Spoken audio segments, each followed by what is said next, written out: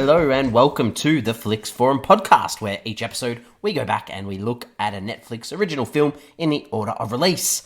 Happy New Year! This is our first episode for 2024, and today we'll be discussing Netflix's 294th film from 2020. It's the romantic thriller Rebecca, directed by Ben Wheatley. It stars Lily James, Armie Hammer, Kristin Scott Thomas, Keeley Hawes, and Dowd and Sam Riley. I'm Jesse, I'm your host. Thanks for joining me today. As always, if you haven't seen this film and you're keen on checking it out, give us a pause and come back a little bit later on because we will spoil this film at various stages.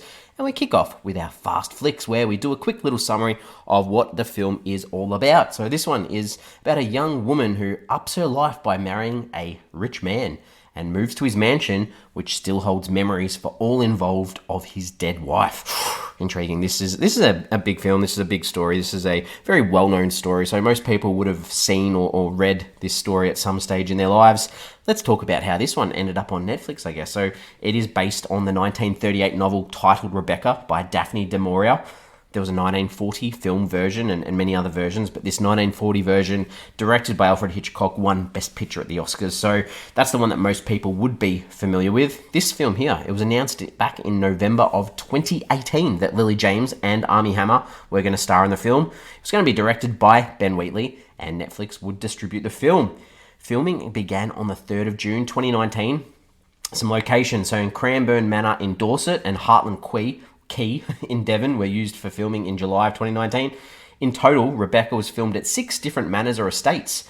Along with Cranbourne, we had Hatfield House for interior hallways, Mapperton for Manderley's back garden, which is open for the public sometimes to visit, unlike the manor. It was also filmed at Loosely Park for Manderley's staircases, Pentworth House for one of the corridors full of marble statues and paintings, and lastly, Osterley Park for Manderley's kitchen. The bedrooms of the former and the new Mrs. De Winter were both sets. Filming wrapped on the 9th of August 2019. After release, this was the most watched film on Netflix in its first 2 days of release, before finishing second over the weekend. It was out of the top 10 by the following weekend. In November of 2020, Variety reported that the film was the 11th most watched straight-to-streaming title of 2020 up to that point. Just as in the book and the previous movie adaptation, Rebecca from 1940, directed by Hitchcock, the new Mrs. De Winter is never given a first name or a maiden name, whilst the late Mrs. De Winter is constantly referred to by hers. Alright, let's look at the translations around the world. In Portuguese, it's called Rebecca, the Unforgettable Woman. Don't mind that one. Chinese, it's called Butterfly Dream. Not a big fan of that title. And Hungarian, I like this title, The Lady of Manderley House. So all very good titles. This one was released on a limited theatrical run from the 16th of October 2020 before hitting Netflix on the 21st of October 2020. This cost about $18 million to make, so not too bad. It had 3 nominations at award ceremonies over this time. It was nominated for Best Production Design at the BAFTAs, sequel or remake that shouldn't have been made at the Alliance of Women Film Journalists, so a bit of a not a good nomination there, and it was nominated for Best Production Design for an international studio feature period piece at the British Film Designer Guild Awards. It was also on the Reframe Top 100 Most Popular Narrative and Animated Feature list as well. What are the critics and audiences saying about Rebecca? On Rotten Tomatoes, sits at a 38%. That's pretty dismal, because this is on 233 reviews. That is very rotten. The audience, pretty much the same at 39%. That's on more than 500 ratings.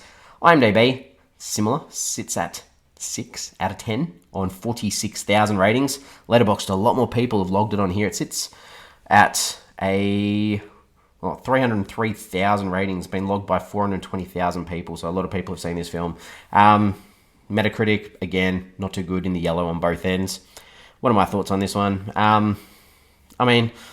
I watched this when it came out on Netflix in 2020. I wasn't a big fan of it when I saw it because I had great fond memories of the Hitchcock version.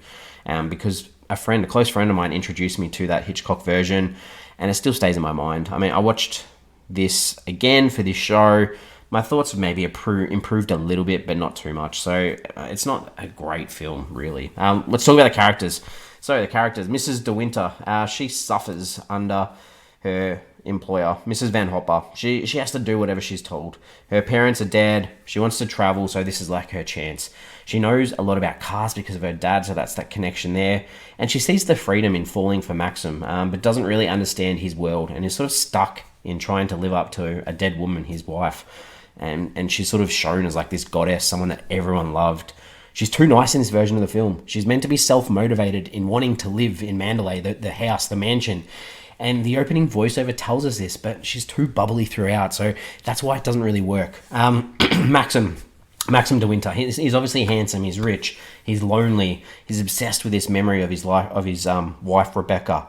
The first half of the film, he's happy because he's spending time with the future Mrs. De Winter. Then the second half, it's just like he turns into an arsehole because Mandalay is more than a house, it's his life, and he can't get over this grief of Rebecca and what she's done to him. So it was hard because I don't think the characters were fleshed out how they should be.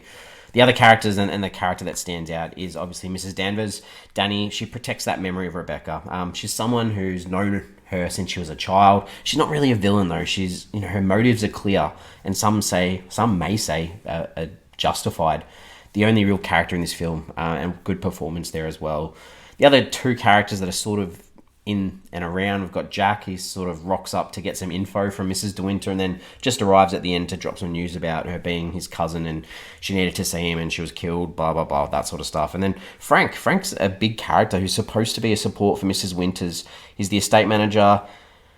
He's not in it enough. And he does play a bit like, it's nice the moments that he is in the screen, but he's not in it enough. The director, Ben Wheatley, 25 directing credits, segments of that ABCs of Death anthology film, done 2 episodes of Doctor Who, that film High Rise that some people may remember, and most recently The Meg 2. So a couple of big credits there as well. What are some scenes that I enjoyed in this one, and some things I didn't? So a couple of things I liked. I think the conversation in the hut where Maxim finally explains more about Rebecca to Mrs. De Winter. That was good. That was good. I liked that conversation, and I also liked Mrs. De Winter going to the doctor's office and finding out that Rebecca wasn't pregnant but had cancer. I liked that as well. Obviously, I knew the reveal and things like that, but I liked those scenes. Things that I didn't like, I think Mrs. De Winter talking about cactuses. They go to this like park on this date in Europe, and how she learns everything she knows from books. I just thought a bit, it just wasn't really interesting. The same with when, they're in this park and her and Maxim are looking through these binoculars and they're just seeing like people having sex on a boat. Why? Like, it just was random. And then they go down to the beach and they go in the water and she goes for a swim and he's super hesitant and you know why he's afraid. You understand that. But he just finally goes in the water. It would have been more impactful and make more sense if he refused completely, and that would have added more illusion to his character. The black ghost thing that Mrs. De Winter sees in the sky twice. Just rubbish. This film's not about a ghost. It's about the presence. It's about the house. I don't know. I just didn't think... And they were really poorly CGI created as well. The grandma rocks up, Granny, and she goes on about...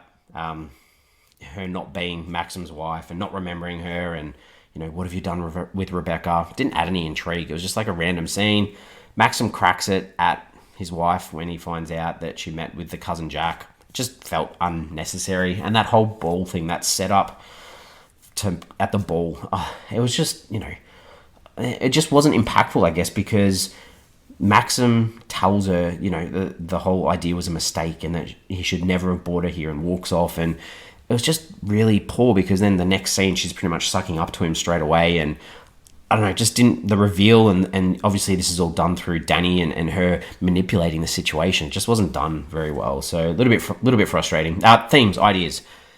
This is obviously about past lives, about memories, about the dead having revenge or secrets, and that idea too of loneliness. And work, that idea of love too, I guess. The idea that it's worth walking through flames for love that you see in this fire at the end of the film as well. What did I take away from this film? Mandalay, the house. It's meant to be a character that links closely to Rebecca. It just wasn't there. I mean, the only thing we sort of saw throughout this film is a whole bunch of stuff in the house having the letter R on it. And that doesn't count. This film is about that house and that link to Rebecca and how that's meant to make the new Mrs. De Winter feel. And I don't know. It was missing a lot, this film, for me. Questions, ponderings. Maxim sleepwalks in this film. It's mentioned, it's seen, but it's not really explained. It's just pointless. Anyone have any other interpretation of that? I don't understand it. I'm ready to wrap this up. I probably didn't dislike it as much as I remembered, but it still pales in comparison to the Hitchcock version. The characters, they're just not developed enough to work, except Mrs. Danvers. I'm sort of like, yeah, I liked it a little bit more. My original rating when I watched it in 2020, I gave it a 2 out of 5. I think I'll bump it up to a 2.5 out of 5. Still not a great film. I mean, it looks okay at times, but it's just not really there. It's missing so much, so very frustrating for me. We're on socials. We've got Instagram, we've got Facebook, and we've got X, formerly known as Twitter. Jump on, give us a follow, give us a like. The question for this week's episode is: Have you watched Hitchcock's version? It's such a good film. I highly recommend it. Watch it, think about it, and then think about how much better it is than this film. And there's so many good stories about Hitchcock, his first film that he's come over to make in America, and the issues that he had with the idea of censorship and things he could show on the screen at this stage. It's just got such a good story, such a good history, and just such a better film than this one, unfortunately. All right, we're back next week. Next week, we've got a film from 2020. It's a Norwegian film. It's a psychological thriller horror called Cadaver. Or Cadaver. It's got a K in the Norwegian title, but in English, Cadaver. It's directed by Jaron Hendel and stars Git Witt, Thomas Gulstad, and Thorborn Ha. Give that a watch. Check it out. We'll see what it's like next week. As always, thanks for joining me.